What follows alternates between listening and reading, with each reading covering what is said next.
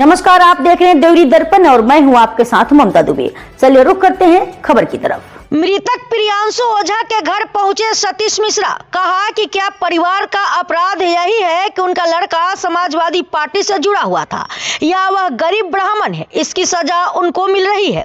जी हां, जनपद मिर्जापुर में मृतक प्रियांशु ओझा के घर पहुंचे सतीश मिश्रा। कहा कि अब अपराधियों को अपराध देकर उनको सजा नहीं मिल रही है, बल्कि उनकी जाति, धर्म और वह किस पार्टी से जुड़े हैं यह देखकर सजा मिल रही है। और हद तो तब पार हो गई जब जनपद के जनप्रतिनिधिगण पीड़ित परिवार की पीड़ा को देखकर नहीं बल्कि जाति, धर्म और उनकी पार्टी को देखकर सांत्वना देने पहुंच रहे हैं। मिर्जापुर प्रियांशु ओझा हत्याकांड में मैं शासन प्रशासन से मांग करता हूं कि इस मामले की निष्पक्ष जांच की जाए। पीड़ित परिवार को कम से कम 50 लाख का मुआवजा दिया जाए, उनकी सुरक्षा का विशेष ध्यान दिया जाए और अपराधियों को सख्त से सख्त सजा दी जाए ताकि भविष्य में ऐसी घटनाओं की पुनरावृत्ति न हो। जनपद मिर्जापुर से सारिका दुबे की रिपोर्ट। देखिए, जिस तरीके से एक दुर्दांत हत्या हुई है, एक नौजवान की दुर्दांत हत्या हुई है, और उस दुर्दांत हत्या, मुझे नहीं लगता कि मिर्जापुर में पिछले कुछ दिनों में ऐसी कोई दुर्दांत हत्याएं सामने आई हैं। मतलब लड़के को बुला के ले जाना, उसके बाद उसको इस तरीके से मारना, उसके चिथड़े चिथड़े कर देना।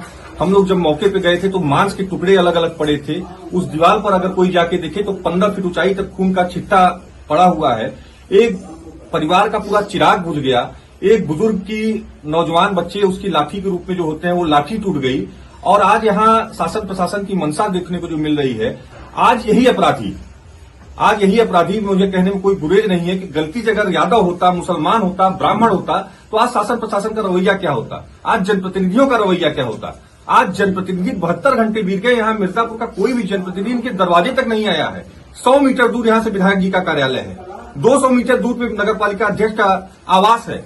सांसद जो यहाँ के भी कुछ दिन पूर्व उनके कार्यकर्ता को चोट लग गई थी तो अस्पताल पहुंच गई थी, उन्होंने इतना अस्पताल जाके किया। आज इनके दरवाजे पर कोई आ नहीं रहा है। दरवाजे पर तो आना छोड़िए, किसी ने एक शोक संवेदना भी नहीं प्रकट की है।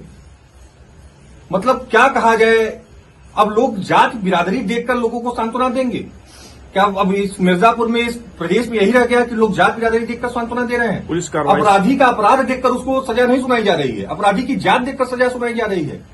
अगर यही अपराधी, मैं आप मीडिया बंधुओं से पूछना चाहता हूं, यही मिर्जापुर में अगर यही अपराधी मुसलमान होता, यादव होता, सोनकर होता, ब्राह्मण होता तो क्या इसी तरीके से कार्रवाई चल रही होती? अभी तक बुलडोजर लेके जनप्रतिनिधि पहुंच गए होते, यहाँ की प्रशासन बुलडोजर लेके घूम रही होती। लेकिन आज अपराधी के खिलाफ जो रवैया होना चाहिए था सरकार को, जो और केसों में होता है रवैया, वो रवैया अपनाया नहीं जा रहा प्रशासन के द्वारा। और जनप्रतिनिधि यहाँ की मिर्जापुर के पूरी तरीके से सोए हुए हैं। पूरी तरीके से इतनी निर्मम हत्या हो गई, इतनी दर्दनाक मौत हो गई, और लोग जात बिरादरी और पार्टी देखकर लोगों के यहाँ सांत्वना देंगे। अब पुलिस की क्या भूमिका है? ये न मिर्जापुर की संस्कृति में रहा है, न मिर्जापुर की सभ्यता रही है, न हमारा संविधान ये कहता है, न हमारी संस्कृति ये कहती है, न हमारा शास्त्र ये कहता है। लेकिन तीनों चीजों के विरुद्ध आज जनप्रतिनिधियों का रवैया है। इस बूढ़े बाप का कोई सांत्वना देने कोई जनप्रतिनिधि यहाँ का नहीं आ रहा है।